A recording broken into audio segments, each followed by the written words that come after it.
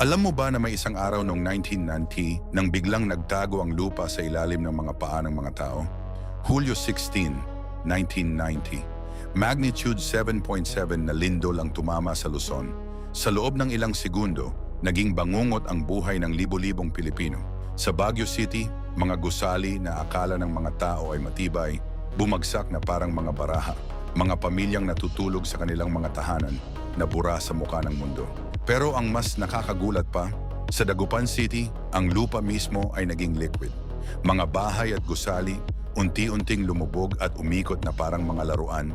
Mga taong nakatayo sa solid ground, biglang naramdaman na parang nasa tubig sila.